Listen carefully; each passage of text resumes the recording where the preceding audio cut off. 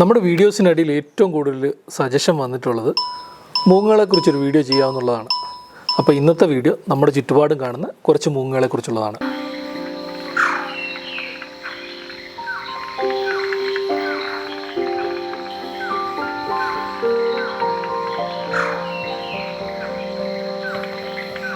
Hello everyone, എൻ്റെ പേര് David Raju. ഞാൻ നാച്ചുറലിസ്റ്റാണ്. മൂങ്ങകൾ എന്ന് പറയുന്നത് വളരെ നിഗൂഢമായിട്ടുള്ള ഒരു പക്ഷിവർഗ്ഗമാണല്ലേ.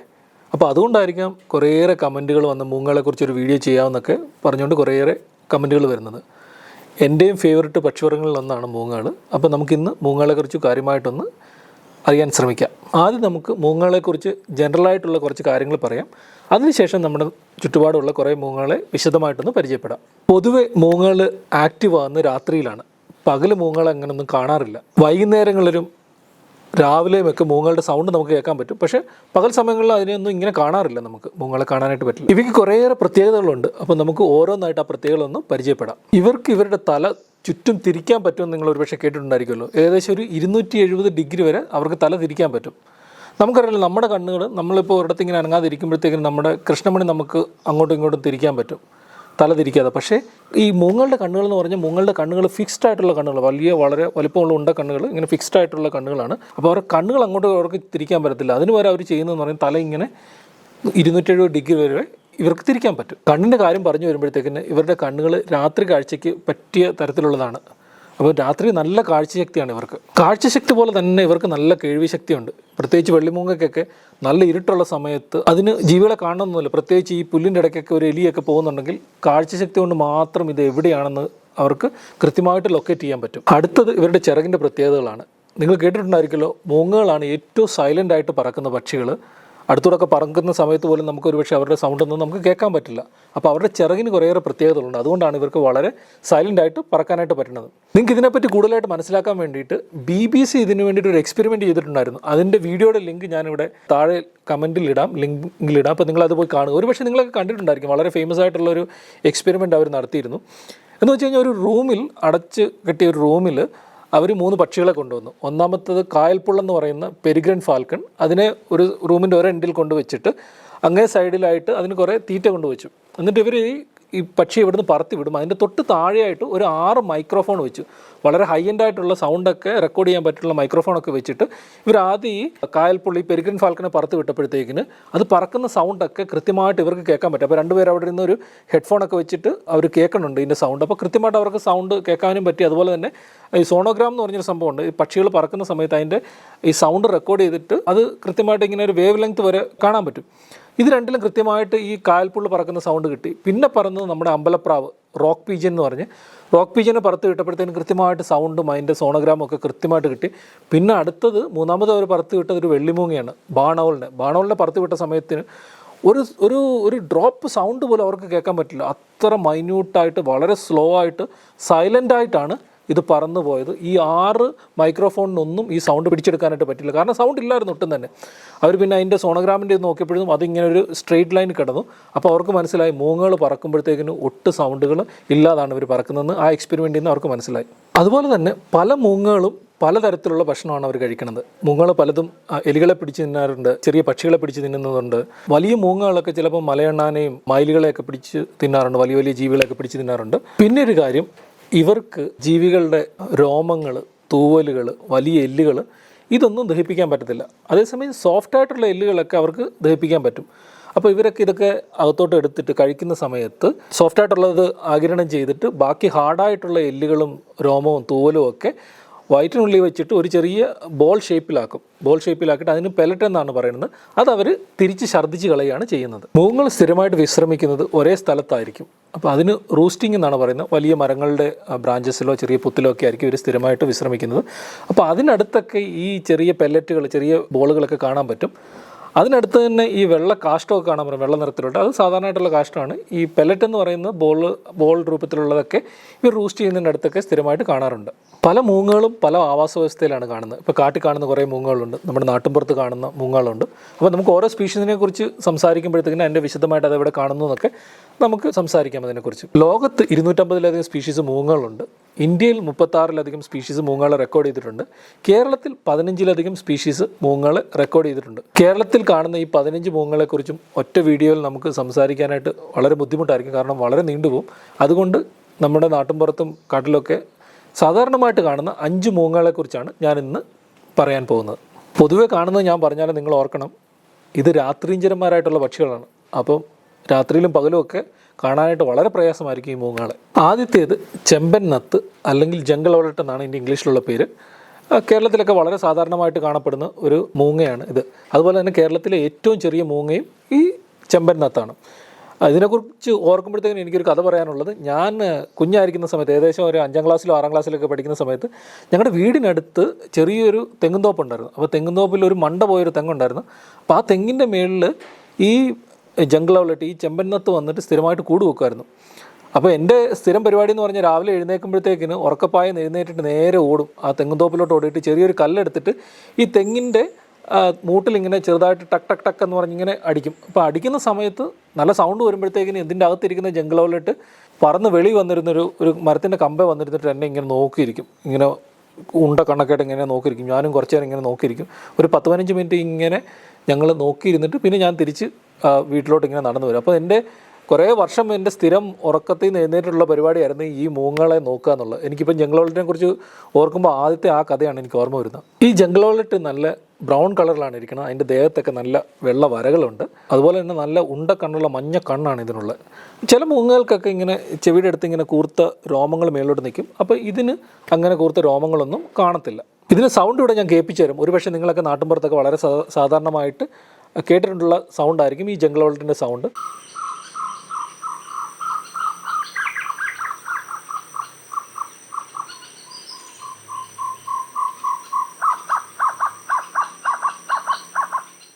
ഇത് നാട്ടിൻ പുറത്തുള്ള അത്യാവശ്യം നല്ല മരങ്ങളൊക്കെ കൂട്ടമായിട്ട് നിൽക്കുന്ന സ്ഥലത്തും കാടിനടുത്തുള്ളൊക്കെ സ്ഥലങ്ങളും, അതുപോലെ നമ്മുടെ നാട്ടിലൊക്കെ റബ്ബർ തോട്ടങ്ങളൊക്കെ ഉണ്ടെങ്കിൽ അവിടെയൊക്കെ ഉറപ്പായിട്ടും കാണാൻ പറ്റുന്ന ഒരു മൂങ്ങയാണ് ഈ ജംഗിൾ ഔലറ്റ്. ഈ ജംഗിൾ ഔലറ്റ് സാധാരണ പകൽ സമയങ്ങളിലാണ് ആക്റ്റീവ് ആകുന്നത്. രാത്രി കാലങ്ങളിൽ അങ്ങനെ അതിനധികം കാണാറില്ല. പകൽ സമയങ്ങളിലാണ് ഇത് തീറ്റ തേടുന്നതും നമുക്ക് കാണാനൊക്കെ പറ്റുന്നതും.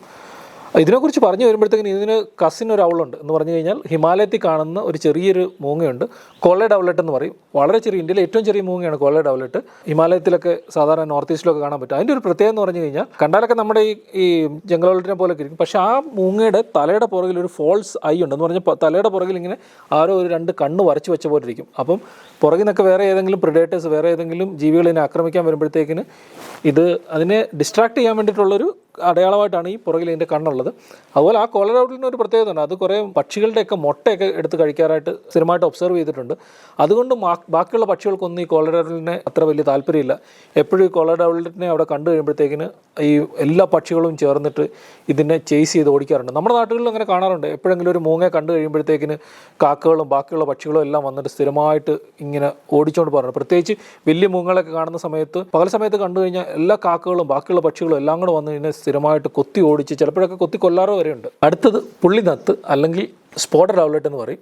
നമ്മുടെ നാട്ടിൻപുറത്തൊക്കെ വളരെ സാധാരണമായിട്ടുള്ളൊരു മൂങ്ങയാണ് ഈ പുള്ളിനത്ത്. പ്രത്യേകിച്ച് വലിയ മരങ്ങളുള്ള സ്ഥലത്തൊക്കെ കാണാൻ പറ്റും. വളരെ സാധാരണമാണ്. പല കോളേജുകളിലെ ക്യാമ്പസുകളിൽ ഈ മൂങ്ങ വളരെ സാധാരണ. പ്രത്യേകിച്ച് ഞാൻ കണ്ടിട്ടുണ്ട് കുറേ പ്രാവശ്യം കോട്ടയത്തുള്ള സീമസ് കോളേജിൻ്റെ ഒക്കെ ക്യാമ്പസിൽ അവിടെ വലിയൊരു മരമുണ്ട്. അവിടെ സ്ഥിരമായിട്ടൊരു ഈ മൂങ്ങയുടെ ഒരു ഫാമിലി അവിടെ കാണാറുണ്ട്.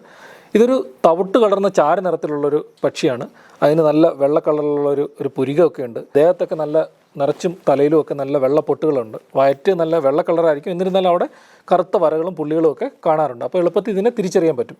അതുപോലെ ഇത് സ്ഥിരമായിട്ടൊരു കൂട്ടമായിട്ട് വസിക്കുന്ന ഒരു മൂങ്ങയാണ് ഈ സ്പോട്ടഡ് ഔലറ്റ്. ഒരു ക്രെപ്പസ്കുലർ ഔൾ എന്ന് വേണം ഇതിനെ വിളിക്കാൻ. ക്രെപ്പസ്കുലർ എന്ന് പറഞ്ഞു കഴിഞ്ഞാൽ രാവിലെയും വൈകുന്നേരങ്ങളിലും കൂടുതലായിട്ട് ആക്റ്റീവ് ആകുന്ന ഒരു മൂങ്ങയാണ്. പല സമയത്ത് ചിലപ്പോഴൊക്കെ അതിൻ്റെ സൗണ്ടും കേൾക്കാനായിട്ട് പറ്റും.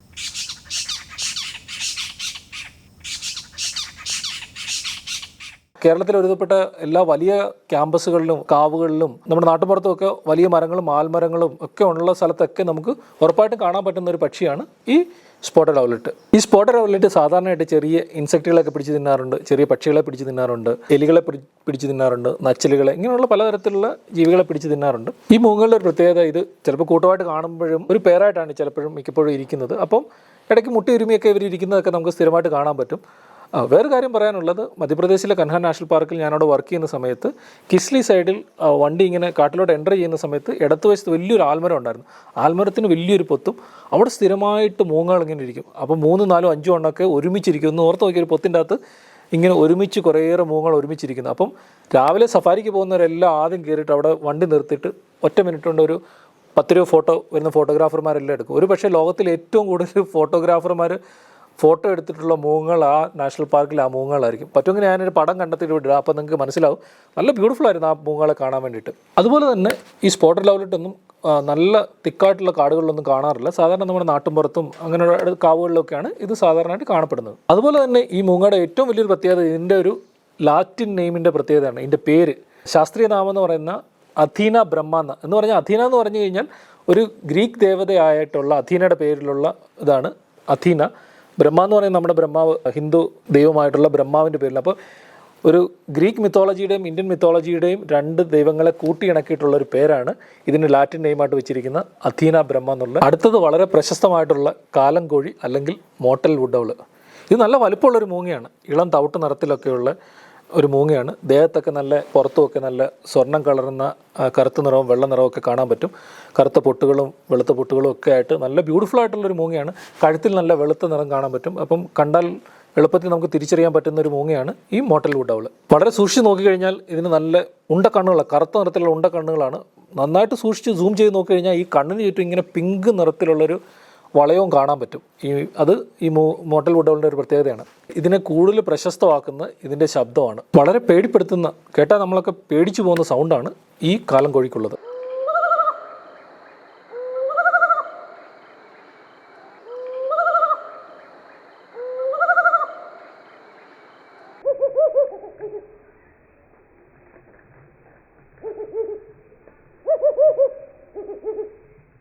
അതുകൊണ്ട് തന്നെ ഇതിനെപ്പറ്റി കുറേയേറെ അന്ധവിശ്വാസങ്ങളുണ്ട്. ഇതിൻ്റെ സൗണ്ടിനെ കുറിച്ചൊക്കെ കുറേയേറെ അന്ധവിശ്വാസങ്ങളുണ്ട്. എനിക്കിപ്പോഴും ഓർമ്മയുണ്ട്, ഞാൻ സ്കൂളിൽ പഠിക്കുന്ന സമയത്ത് എൻ്റെ ഒരു പപ്പയുടെ ചേട്ടൻ്റെ വീട് തൃശ്ശൂരുണ്ട്. അവർ കാടിനടുത്തൊക്കെയാണ് താമസിക്കുന്നത്. അപ്പം വൈകുന്നേരം എനിക്കൊന്ന് ഒരു 5 മണി 6 മണി കഴിഞ്ഞപ്പോഴത്തേക്കിന് പെട്ടെന്ന് ഈ കാലം കോഴിയുടെ സൗണ്ട് വീടിൻ്റെ തൊട്ടടുത്തു നിന്ന് കേൾക്കാൻ തുടങ്ങി. ഭയങ്കര ഉച്ചത്തിലുള്ള സൗണ്ട്. പെട്ടെന്ന് അവിടെ നിന്ന് വീട്ടിലെ ചേട്ടായി എന്താ ചെയ്തതെന്ന് വെച്ചാൽ വീടിനകത്തോട്ട് ഓടിയിട്ട് പെട്ടെന്ന് പോയിട്ട് ഒരു പടക്കം എടുത്തുകൊണ്ട് വന്നിട്ട് ആ പടക്കം കത്തിച്ച് വീടിന് വെളിയിലിട്ടിട്ട് വലിയ സൗണ്ട് വന്നപ്പം ഈ കാലം കോഴി അവിടെ നിന്ന് പെട്ടെന്ന് ദൂരേക്ക് പറന്നുപോയി. അപ്പോൾ അവിടെയുള്ള വീട്ടുകാരൊക്കെ ഈ പടക്കം മേടിച്ച് വെച്ചേക്ക്, ഇതൊരു 10-20 വർഷം 25 വർഷം മുമ്പത്തെ കഥയാണ്.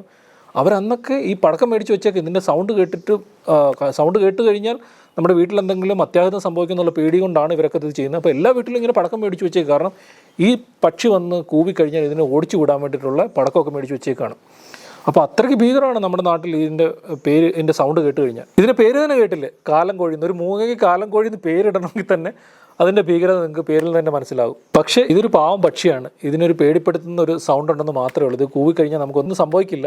അപ്പോൾ നിങ്ങൾ പേടിക്കൊന്നും വേണ്ട. ഇതിൻ്റെ സൗണ്ടൊക്കെ കേട്ട് കഴിഞ്ഞാൽ ഇതൊരു അന്ധവിശ്വാസം മാത്രമാണ്. ഇതിനെ സാധാരണ ഒരു പേരായിട്ടാണ് കാണുന്നത്. പലപ്പോഴായിട്ട് നമ്മൾ കണ്ടിട്ടുണ്ട്, വർഷങ്ങളായിട്ട് ഒരു സ്ഥലത്ത് തന്നെ ഇവർ സ്ഥിരമായിട്ട് നെസ്റ്റ് ചെയ്യുന്നത്. പ്രത്യേകിച്ച് മണ്ട പോയ വലിപ്പമുള്ള മരങ്ങളുടെയൊക്കെ ക്യാവിറ്റിയിലൊക്കെയാണ് ഇവർ മുട്ടയിടുന്നതും. കുഞ്ഞുങ്ങളൊക്കെ 2-3 കുഞ്ഞുങ്ങളെയൊക്കെ നമ്മൾ കണ്ടിട്ടുണ്ട്. അപ്പോൾ കുഞ്ഞുങ്ങളുണ്ടായി വന്ന സമയത്ത് ആദ്യത്തെ ആഴ്ചയിലല്ല ആദ്യത്തെ ഒരു മാസമൊക്കെ ഇവർക്ക് നല്ല വെള്ള കളറായിരിക്കും. ഒരുവിധപ്പെട്ട എല്ലാ മൂങ്ങകളുടെയും കുഞ്ഞുങ്ങൾക്ക് വെള്ള കളറായിരിക്കും. അതുപോലെ തന്നെ ഇവർ സാധാരണയായിട്ട് കഴിക്കുന്നത് ചെറിയ പക്ഷികളെ പിടിച്ച് തിന്നാറുണ്ട്, വലിയ പക്ഷികളെ പിടിച്ച് തിന്നാറുണ്ട്, എലികളെ പിടിച്ച് തിന്നാറുണ്ട്, ചെറിയ മാമൽസിനെയൊക്കെ പിടിച്ച് തിന്നാറുണ്ട് ഇവർ. അടുത്തത് നമ്മളെല്ലാവരും കേട്ടിട്ടുള്ള വെള്ളിമൂങ്ങ. അതിന് ഇംഗ്ലീഷിൽ ബാണോൾ എന്നാണ് പറയുന്നത്. ലോകം മുഴുവൻ ഒറ്റ സ്പീഷീസ് ആണെന്നാണ് വിചാരിച്ചുകൊണ്ടിരുന്നത്. അപ്പോൾ അടുത്തിടയ്ക്ക് അതിനെ 3ആയിട്ട് തിരിച്ചിട്ടുണ്ട്. അപ്പോൾ ഇന്ത്യയിൽ കാണുന്ന സ്പീഷീസ് ഏഷ്യൻ ബാണോൾ എന്ന് പറയും, അല്ലെങ്കിൽ ഈസ്റ്റേൺ ബാണോൾ എന്ന്. യൂറോപ്പിലും ആഫ്രിക്കയിലൊക്കെ കാണുന്നത് യൂറോപ്യൻ ബാണോൾ എന്ന് പറയും. പിന്നെ US കാണുന്നത് അമേരിക്കൻ ബാണോൾ എന്ന് പറയും. അങ്ങനെ 3 സ്പീഷീസായിട്ട് തിരിച്ചിട്ടുണ്ട്. മലയാളത്തിൽ വെള്ളിമൂങ്ങ എന്നാണ് അതിൻ്റെ പേര്. ഇത് അത്യാവശ്യം നല്ല വലിപ്പമുള്ളൊരു മൂങ്ങയാണ്. നല്ല വെളുത്ത കളറിലാണ്. ദേഹത്തൊക്കെ നല്ല സ്വർണ്ണം കലർന്ന കളറുകളൊക്കെ ഉണ്ട്. തൂവലിൻ്റെ ഇടയ്ക്കൊക്കെ നല്ല കറുപ്പും വെള്ളയും കലർന്ന പൊട്ടുകളൊക്കെ കാണാൻ പറ്റും. മുഖത്തിന് ചുറ്റും ഇങ്ങനെ ഹൃദയത്തിൻ്റെ ഷേപ്പിലുള്ള ഒരു ഡിസ്ക് പോലെ ഇങ്ങനെ കാണാൻ പറ്റും. അത് കണ്ടാൽ എളുപ്പത്തിൽ നമുക്ക് വെള്ളിമൂങ്ങ തിരിച്ചറിയാൻ പറ്റും. നമ്മുടെ നാട്ടിൻപുറത്തും സിറ്റികളിലൊക്കെ വളരെ സാധാരണമാണ് ഈ വെള്ളിമൂങ്ങ. പ്രത്യേകിച്ച് എറണാകുളത്ത് ഹൈക്കോർട്ടിലൊക്കെ ഈ മൂങ്ങയുണ്ട്. തിരുവനന്തപുരത്തും കോഴിക്കോടും കണ്ണൂരും ഒരുവിധപ്പെട്ട എല്ലാ സിറ്റികളിലും ഈ മൂങ്ങയുണ്ട്. അവിടെയൊക്കെ പല ബിൽഡിങ്ങുകൾ, ഇപ്പോൾ ആൾത്താമസമില്ലാത്ത പല വലിപ്പമുള്ള ബിൽഡിങ്ങുകളിലും ഗോഡൗണിലും ഒക്കെ ഉറപ്പായിട്ടും കാണാൻ പറ്റുന്ന ഒരു മൂങ്ങയാണ് വെള്ളിമൂങ്ങ. കഴിഞ്ഞ ദിവസം തന്നെ ഞാൻ എൻ്റെ ഒരു സുഹൃത്തിനെ ഫോൺ വിളിച്ച് ചോദിച്ചു, എനിക്ക് വെള്ളിമൂങ്ങയുടെ 1-2 ഫോട്ടോ വീഡിയോ എടുക്കാനായിട്ട് വല്ല പറ്റുമോ എന്ന് ചോദിച്ചപ്പോൾ അദ്ദേഹം പറഞ്ഞു, 1 മിനിറ്റ് നിൽക്കി, ഞാൻ നോക്കട്ടെ. അപ്പോൾ വീടിന് വെളിയിൽ ഇറങ്ങിയിട്ട് അപ്പുറത്തെ ബിൽഡിങ്ങിൻ്റെ മുകളിലോട്ട് നോക്കിയിട്ട് പറഞ്ഞു, ഇവിടെ ഇരിപ്പുണ്ട് വെള്ളിമൂങ്ങ. അപ്പോൾ സ്ഥിരമായിട്ട് ഒരേ സ്ഥലത്ത് റൂസ്റ്റ് ചെയ്യുന്നൊരു മൂങ്ങയാണ് ഈ വെള്ളിമൂങ്ങ. ഒരുപക്ഷെ നമ്മുടെ കേരളത്തിൽ ഏറ്റവും കൂടുതൽ എലികളെ പിടിക്കുന്ന ഒരു പക്ഷിയാണ് ഈ വെള്ളിമൂങ്ങ. ഏകദേശം പ്രത്യേകിച്ച് ബ്രീഡിംഗ് ടൈമിലൊക്കെ മുട്ടയിടുന്ന സമയത്തൊക്കെ 1000 മുതൽ 1500 എലിവർഗത്തിലുള്ള ജീവികളെ പിടിക്കുന്നതൊക്കെ പഠനമൊക്കെ തെളിയിച്ചിട്ടുണ്ട്. അതുപോലെ തന്നെ ഇടയ്ക്കിടയ്ക്ക് ചെറിയ പക്ഷികളെയൊക്കെ പിടിച്ച് തിന്നാറുണ്ട്, നച്ചെലികളെ പിടിച്ച് തിന്നാറുണ്ട്, എലികളെ പിടിച്ച് തിന്നാറുണ്ട്. പക്ഷേ കൂടുതലായിട്ട് ഇവർ കഴിക്കുന്നത് എലികളെയാണ്. നിങ്ങൾ കണ്ടിട്ടുണ്ടോ, പ്രത്യേകിച്ച് സ്കൂളുകളിലും നിങ്ങൾ പഠിക്കുന്ന സ്കൂളിലും കോളേജിലൂടെയൊക്കെ മണ്ടയ്ക്ക്, റൂഫിൻ്റെ മണ്ടയ്ക്കും ഇടനാഴിയുടെ മണ്ടയ്ക്കും ഒക്കെ ചില സമയത്തേക്ക് വെള്ളിമൂങ്ങ വന്നിട്ട് കൂട് കെട്ടാറും സ്ഥിരമായിട്ട് അവിടെ ഇരിക്കാറുണ്ട്. ഞാൻ കണ്ടിട്ടുണ്ട് കോളേജിലൊക്കെ പഠിക്കുന്ന സമയത്ത് ഈ വെള്ളിമൂങ്ങ അവിടെ ഇരിക്കുന്നതൊക്കെ. അതുപോലെയൊക്കെ ആൾതാമസം ഇല്ലാത്ത ബിൽഡിങ്ങിൻ്റെ മണ്ടയ്ക്ക്, പള്ളികളിൽ പല പള്ളികളുടെ മണ്ടയ്ക്ക് വെള്ളിമൂങ്ങയുണ്ട്. അമ്പലത്തിലൊക്കെ ഈ വെള്ളിമൂങ്ങയൊക്കെ സ്ഥിരമായിട്ട് കൂടുകെട്ടി താമസിക്കാറുണ്ട്. അതുപോലെ തന്നെ മനുഷ്യവാസമുള്ള മേഖലയിലാണ് ഈ വെള്ളിമൂങ്ങകൾ സാധാരണയായിട്ട് പ്രിഫർ ചെയ്യാറുള്ളത്. നല്ല തിക്കായിട്ടുള്ള കാടുകളിലൊന്നും ഈ വെള്ളിമൂങ്ങ കാണാറില്ല. ഈ വെള്ളിമൂങ്ങയുടെ ചെവിക്ക് നല്ല പ്രത്യേകതയുണ്ട്. കാരണം എത്ര കൂരിട്ടുള്ള സ്ഥലത്താണേലും ഇതിന് സൗണ്ട് കേട്ട് ഇതിന് ഹണ്ട് ചെയ്യാൻ പറ്റുമെന്നുള്ളതാണ്. ഇപ്പം ഒട്ടും കാണത്തില്ലാത്ത സ്ഥലത്ത് പോലും ഇവർക്ക് ഒരു പുല്ലിൻ്റെ ഇടയ്ക്കൊക്കെ ഒരു എലി പോകുന്നുണ്ടെങ്കിലൊക്കെ എളുപ്പത്തിൽ ഇവർക്ക് പോയിട്ട് സൗണ്ട് കേട്ടിട്ട് മാത്രം ഇവർക്ക് പോയി പിടിക്കാൻ പറ്റും. അതിൻ്റെ ചെവിയുടെ പ്രത്യേകത ഉണ്ട്. സാധാരണയൊക്കെ മൂങ്ങകളുടെ അല്ലെങ്കിൽ പക്ഷികളുടെയൊക്കെ ചെവികൾ 2 സൈഡിലോട്ടൊക്കെ ആയിരിക്കും. പക്ഷേ ഈ രാത്രിഞ്ചരന്മാരായിട്ടുള്ള മൂങ്ങകളുടെയൊക്കെ സൗണ്ട് കേട്ട് ഹണ്ട് ചെയ്യുന്ന മൂങ്ങകളുടെയൊക്കെ ഒരു ചെവി സാധാരണ, പ്രത്യേകിച്ച് വെള്ളിമൂങ്ങയുടെയൊക്കെ ഒരു ചെവി മേളിലോട്ടും ഒരു ചെവി താഴോട്ടുമാണ് ഇരിക്കുന്നത്. അതിൻ്റെ കൃത്യമായിട്ട് പൊസിഷൻ അല്ല ഇരിക്കണം. അപ്പോൾ എളുപ്പത്തിൽ ഇവർക്ക് പല സ്ഥലത്തു നിന്നുമുള്ള സൗണ്ടുകൾ കേൾക്കാൻ വേണ്ടിയിട്ടുള്ള അഡാപ്റ്റേഷൻ്റെ ഭാഗമായിട്ടാണ് ഇവരുടെ ചെവി ഇങ്ങനെ ഇവോൾവ്ഡ് ആയിട്ടുള്ളത്.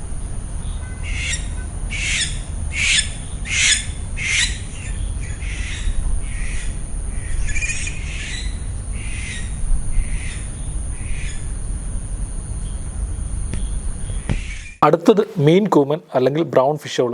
നല്ല വലുപ്പമുള്ളൊരു മൂങ്ങയാണിത്.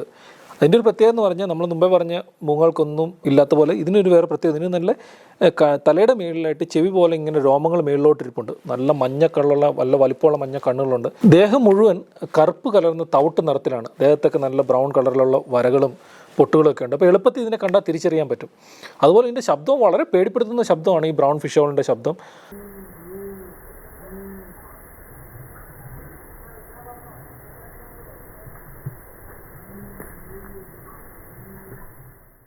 വേറൊരു കാര്യം, ഇത് കൂടുതലായിട്ട് കഴിക്കുന്ന മീനുകളെയും ഞണ്ടുകളെയും അങ്ങനെയുള്ള ജീവികളാണ് കൂടുതലായിട്ട് കഴിക്കുന്നത്. അതുകൊണ്ട് തന്നെ നമ്മുടെ നാട്ടിൻപുറത്തുള്ള വലിയ പുഴകളുടെയും കണ്ടൽക്കാടുകളുടെയും കാടിനടുത്തൊക്കെ ആണെങ്കിൽ ചെറിയ സ്ട്രീമൊക്കെ ഉണ്ടെങ്കിൽ അതിൻ്റെ അടുത്ത് നമുക്ക് ഉറപ്പായിട്ടും കാണാൻ പറ്റുന്ന ഒരു മൂങ്ങയാണ് ഈ മീൻ കൂമൻ. ഇതിനെ ഒരിക്കലും വെള്ളത്തിൻ്റെ അരികുന്നല്ല, ദൂരോട്ടൊന്നും മാറി അതിനെ കാണാനായിട്ട് സാധിക്കുക. കാരണം ഇതിന് വെള്ളം അത്യാവശ്യമാണ്. കാരണം വെള്ളത്തിലുള്ള മീനുകളൊക്കെയാണ് കൂടുതലായിട്ട് ഇത് പിടിച്ച് കഴിക്കുന്നത്. മീനുകളെ പോലെ തന്നെ ഞണ്ടുകളെയൊക്കെ ഇവർ പിടിച്ച് തിന്നാറുണ്ട്. ഇതിൻ്റെയൊക്കെ ഇപ്പോൾ അവശിഷ്ടം ഞാൻ മുമ്പേ പറഞ്ഞില്ല, പെല്ലറ്റൊക്കെ. അപ്പം ഈ വെള്ളത്തിനടുത്തുള്ള ഈ പാറപ്പുറത്തൊക്കെ സ്ഥിരമായിട്ട് ഈ പെല്ലറ്റൊക്കെ നമുക്ക് കാണാറുണ്ട്. ഈ മൂങ്ങയുടെ പ്രത്യേകത, ഇത് സ്ഥിരമായിട്ട് ഒരു സ്ഥലത്ത് തന്നെ റൂസ്റ്റ് ചെയ്യാറുണ്ട്. എനിക്കിപ്പോഴും ഓർമ്മയുണ്ട്, ഞങ്ങൾ ചിന്നാർ വൈൽഡ് ലൈഫ് സാഞ്ചുറി പോയപ്പോഴത്തേക്കിന് അവിടെ പോകുമ്പോൾ ഒരു പുഴയുടെ സൈഡിൽ കൂടെ ഇങ്ങനെ നടക്കുമ്പോഴത്തേക്കിന് 2 മൂങ്ങകൾ ഒരു മരത്തെ ഇരിക്കുന്നത് ഞങ്ങളെ കണ്ടിട്ട് കുറേ നേരം പറന്നു പോയിട്ട് വേറൊരു മരത്തിൻ്റെ കമ്പേ പോലും ഞങ്ങൾക്ക് കുറേ നല്ല ഫോട്ടോസൊക്കെ എടുക്കാൻ പറ്റി. അതുപോലെ തന്നെ പല നാഷണൽ പാർക്കുകളിലും കാടുകളിലൊക്കെ ഈ പുഴയുടെ അടുത്തുള്ള വലിയ മരത്തിലാണ് ഇവർ റൂസ്റ്റ് ചെയ്യുന്നത്. അപ്പോൾ അവിടെയുള്ള ഗൈഡുമാരും ഡ്രൈവർമാർക്കൊക്കെ ചെറിയ പരിപാടി ഉണ്ട് നമ്മളെ പറ്റിക്കുന്ന രീതിയിൽ. ആദ്യമായിട്ട് നമ്മൾ കാട്ടിൽ പോകുന്ന സമയത്ത് ഇവരിങ്ങനെ ഓടിച്ചു പോകുന്ന സമയത്ത് പെട്ടെന്ന് വണ്ടി നിർത്തിയിട്ട് റിവേഴ്സ് എടുക്കും. എന്നിട്ട് പറയും, ഉയ്യോ സാറേ അവിടെ ഒരു മൂങ്ങ ഇരിപ്പുണ്ടെന്ന് പറയും. നമ്മൾ ഭയങ്കര എക്സൈറ്റഡ് ആയിട്ട് ക്യാമറയൊക്കെ എടുത്ത് ഫോട്ടോ എടുക്കും. അപ്പം നോക്കും ഈ മരത്തിനിടക്കൂടെ ഇവന്മാർ ഈ ഗൈഡുമാർ എങ്ങനെ ഇതിനെ കണ്ടെത്തിയെന്നും. അപ്പോൾ സ്ഥിരമായിട്ട് വർഷങ്ങളായിട്ടിരിക്കുന്ന സെയിം സ്ഥലത്തിരിക്കുന്ന മൂങ്ങയാണ്. കാരണം അവർക്കറിയാം സ്ഥിരമായിട്ട് ഒരു സ്ഥലത്ത് തന്നെയാണ് ഇത് റോസ്റ്റ് ചെയ്യുന്നത്. അപ്പം നമ്മൾ ഒരു തരത്തിൽ പറ്റിക്കപ്പെടുകയാണ്. പക്ഷേ അവർ നൈസായിട്ട് നമ്മളെ കാണിച്ചു തരുകയാണ് ഈ മൂങ്ങ എവിടെ ഇരിപ്പുണ്ടെന്നുള്ള കാര്യം. അപ്പം എവിടെ നിങ്ങൾ കാട്ടിലൊക്കെ പോകുന്ന സമയത്ത് അവിടെ ഗൈഡ്സിനോടൊക്കെ ചോദിച്ചു കഴിഞ്ഞാൽ മൂങ്ങ ഉണ്ടോയെന്ന് ചോദിച്ചു കഴിഞ്ഞാൽ സാധാരണ അവർ കാണിച്ചു തരുന്ന ഒരു മൂങ്ങയായിരിക്കും ഈ മീൻ കൂമൻ അല്ലെങ്കിൽ ബ്രൗൺ ഫിഷ് ഓൾ. കാരണം അത് സ്ഥിരമായിട്ട് ഒരു സ്ഥലത്ത് തന്നെയാണ് റോസ്റ്റ് ചെയ്യുന്നത്. ഇവർ സാധാരണയായിട്ട് രാത്രി കാലങ്ങളിലാണ് ഹണ്ട് ചെയ്യുന്നത്. രാത്രി കാലങ്ങളിൽ വന്നിട്ട് മീനൊക്കെ പിടിക്കുന്നത്. മീനെ പിടിക്കുന്ന സമയത്ത് ചിലപ്പോഴൊക്കെ ആഴമുള്ള തോടാണെങ്കിൽ തന്നെ ഇവർ വെള്ളത്തിലോട്ട് ചാടി ഇറങ്ങിയിട്ട് മീനൊക്കെ പിടിച്ച് തിന്നാറുണ്ട്. അതുപോലെ തന്നെ പകൽ സമയത്ത് നമ്മൾ ഒബ്സർവ് ചെയ്തിട്ടുണ്ട്. പകൽ സമയത്ത് ഇത് മീനെയും ഞണ്ടുകളെയൊക്കെ പിടിച്ച് തിന്നുന്നതായിട്ടൊക്കെ പല സമയത്തും ഒബ്സർവ് ചെയ്തിട്ടുണ്ട്. ഇതൊക്കെയാണ് നമ്മുടെ നാട്ടിൻപുറത്ത് സാധാരണമായിട്ട് കാണപ്പെടുന്ന 5 മൂങ്ങകളെക്കുറിച്ചുള്ള പൊതുവായിട്ടുള്ള വിവരങ്ങൾ. പിന്നെ ഒരു കാര്യം പറയാനുള്ളത്, ഇതിൻ്റെ ഒരു തോന്നലായിരിക്കും, നമ്മളൊക്കെ കുറേയേറെ യക്ഷിക്കഥകളും പ്രേതത്തെക്കുറിച്ചൊക്കെ കേട്ടിട്ടുണ്ടായിരിക്കുമല്ലോ. നമ്മുടെ വീടിനടുത്തൊക്കെ ഏതെങ്കിലും ആളൊഴിഞ്ഞ വീടുകളുണ്ടെങ്കിലോ അല്ലെങ്കിൽ ചെറിയ കാവുകളുണ്ടെങ്കിലോ അവിടെ നിന്നൊക്കെ പലതരത്തിലുള്ള അപശബ്ദങ്ങൾ വരുന്നെന്നുള്ള ഈ കാറിക്കൂവുന്ന സൗണ്ടുകളും ഒക്കെ കേട്ടിട്ടുണ്ടെന്നൊക്കെ ആൾക്കാർ നമ്മൾ പറഞ്ഞ് കേട്ടിട്ടുണ്ടായിരിക്കും. അവിടെ യക്ഷിയുണ്ട്, പ്രേതമുണ്ടെന്നൊക്കെ ഉള്ള കഥകളൊക്കെ. അതിനൊക്കെ ഉത്തരവാദി ഈ മൂങ്ങകളായിരിക്കും. ഞാൻ പറഞ്ഞ ഈ വലിയ മൂങ്ങകളൊക്കെ സൗണ്ട് കേട്ടിട്ടായിരിക്കും നമ്മൾ പ്രേതമുണ്ടെന്നും യക്ഷിയുണ്ടെന്നും ഒക്കെ പറഞ്ഞ് വരുത്തിയിരിക്കുന്നത്. കാരണം അതിൻ്റെ സൗണ്ട് കേട്ടാൽ അതുപോലെ ഇരിക്കും. ചില സമയത്തൊക്കെ കാട്ടിലൊക്കെ പോകുന്ന സമയത്ത് നമ്മൾ തന്നെ പോകുന്ന സമയത്ത് ഈ മൂങ്ങകളുടെ സൗണ്ടൊക്കെ കേട്ട് കഴിഞ്ഞാൽ നമ്മൾ പേടിപ്പെടുത്തുന്ന മൂങ്ങകളിലൊക്കെ ഉണ്ട്. അപ്പം അത് കേട്ടിട്ടായിരിക്കും ഈ യക്ഷികൾ കഥകളും ഈ പ്രേതകഥകളും ഒക്കെ ഉണ്ടായിരിക്കുന്നത്. അതിനൊക്കെ ഉത്തരവാദികൾ ഈ പാവം മൂങ്ങകളായിരിക്കും. പറഞ്ഞു വരുന്നത് ഇതൊരു അന്ധവിശ്വാസം മാത്രമാണ്. ഈ മൂങ്ങകളൊന്നും പ്രേതങ്ങളോ യക്ഷികളായിട്ടോ ഒന്നുമായിട്ട് വരത്തില്ല. ഒന്നും പേടിക്കേണ്ട ജീവികളല്ല ഈ മൂങ്ങകൾ. ഈ മൂങ്ങകൾ നേരിടുന്ന ഏറ്റവും വലിയ പ്രശ്നം എന്ന് പറഞ്ഞാൽ പലതരത്തിലുള്ള അന്ധവിശ്വാസവും ബ്ലാക്ക് മാജിക്കും ഒക്കെ കാരണം ഈ മൂങ്ങകളെയൊക്കെ പിടിച്ചുകൊണ്ട് പോയിട്ട് പ്രത്യേകിച്ച് നോർത്ത് ഇന്ത്യയിലൊക്കെ അവരെ പൂജകൾക്കും ബ്ലാക്ക് മാജിക്കിന് വേണ്ടിയൊക്കെ ഉപയോഗിക്കുകയും അവരെ കൊന്നെടുക്കുകയൊക്കെ ചെയ്യാറുണ്ട്. അതുകൊണ്ട് ഇവരുടെ വംശനാശം ഭീഷണി നേരിടുന്ന പലതരത്തിലുള്ള മൂങ്ങകളുണ്ട്. അതാണ് ഈ മൂങ്ങകൾ നേരിടുന്ന ഏറ്റവും വലിയ പ്രശ്നം. അപ്പോൾ ഇതൊക്കെയായിരുന്നു നമ്മുടെ ചുറ്റുപാടും കാണുന്ന 5 മൂങ്ങകളെക്കുറിച്ചുള്ള വിശേഷങ്ങൾ. നിങ്ങൾക്ക് ഇഷ്ടപ്പെട്ടെന്ന് വിചാരിക്കുന്നു. ഒരു കാര്യം കൂടെ, നിങ്ങൾക്കറിയാമോ ചില സമയത്തൊക്കെ മൂങ്ങകൾ കൂട്ടമായിട്ടൊക്കെ ഇരിക്കാറുണ്ട്. പ്രത്യേകിച്ച് സ്പോട്ട് റൗലറ്റൊക്കെ കൂട്ടമായിട്ട് കാണാറുണ്ട്.